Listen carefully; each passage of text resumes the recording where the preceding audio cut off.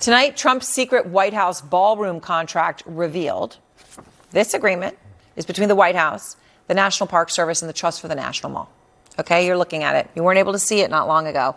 But what is in this agreement allows donors to the $400 million Trump project to remain anonymous. And it also exempts the White House from key conflict of interest safeguards and limits scrutiny by Congress.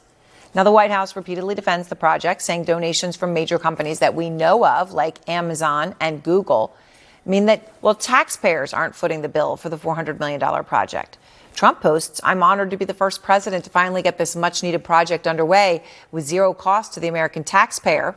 The White House Ballroom is being privately funded by many generous patriots, great American companies, and yours truly." Well, this is Trump's ballroom, and anybody who wants to curry favor with the president to get a deal approved, or who knows, something to go away that they don't want to deal with as a company, they know all of this full well. It is a project he's been obsessed with.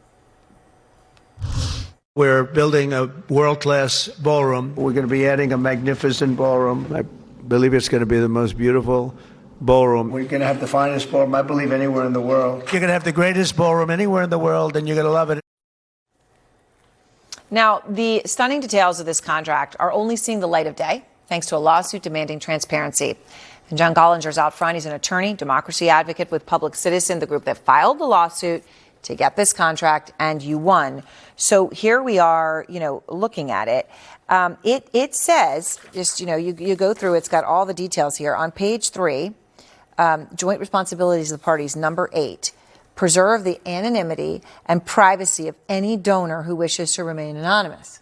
So we know the ones that Trump made a big stink about, but there's others who could have put a lot of money in, and who knows what they were hoping to get in exchange for that we wouldn't know because of this. I mean, how unprecedented is it to have something like this where anonymity would be given to donors to a presidential project? Yeah. I mean, first, I would say reading this document shows why they wanted to hide it. It's a sham and it's a scam.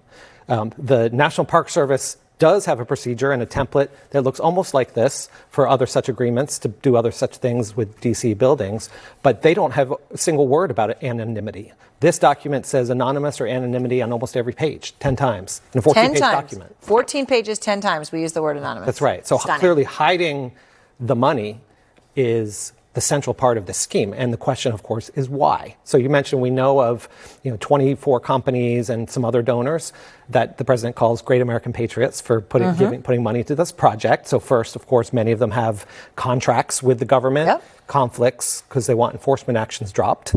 And almost none of them have actually said how much they gave, despite being asked by multiple members of Congress. So if they're great American patriots, why don't they tell the American people how much they gave to this project, for starters?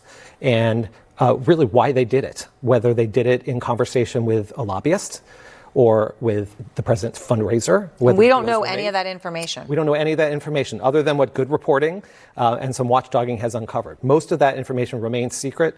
This document is a roadmap to find out a heck of a lot more. So, okay, the White House, obviously, they told the Washington Post, it's standard practice to not post an agreement like this because national security is involved, right? We're talking about, a building involving the White House. And they said, they keep emphasizing, their post was President Trump is working 24/7 to make America great again. They end with, at no taxpayer expense.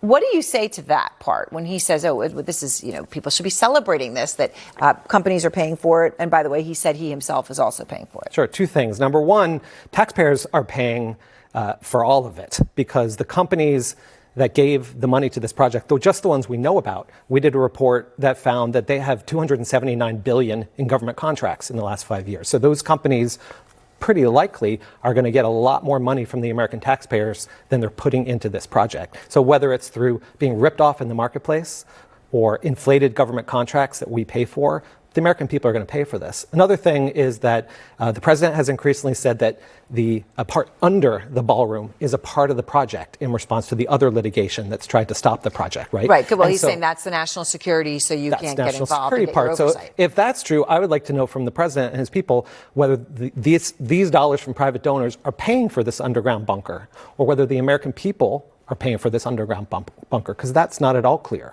That is not, which is an incredible thing to say. That's right. Talk about a bunker for the president of the United States. That's right. That So are the taxpayers paying for this project in one way or another? And is the notion that it's being privately funded real, or is it just a scam? Right. And why would you grant anonymity? I mean, when you're talking about a public project with the White House, the whole point should be that we should know. Yes. And again, it's our house. It's the American people's house. If those donors are American patriots, I would think they would want the American people to know who they are. Yep. And the anonymity jumps out as, of course, the most concerning part of this project. We knew the White House had said early on, and the charity, matter of course, we give donors who want to be under the radar, who just want to give and are humble and don't want recognition. We don't always put them on our website or put their name on a table at our banquet. But what we're worried about here is donors who want or have gotten pardons. Donors who have gotten illicit contracts or other money. Right. This isn't to expose people who want to be humble and full of humility, right? This is to expose people who are trying to get favors and paybacks. That's right. I mean, this is the people's house, and we want to make sure it still belongs to the people. All right. Thank you very much, John. And that you are the reason that we have this contract, the word anonymous, as you said, appearing 10 times in 14 pages.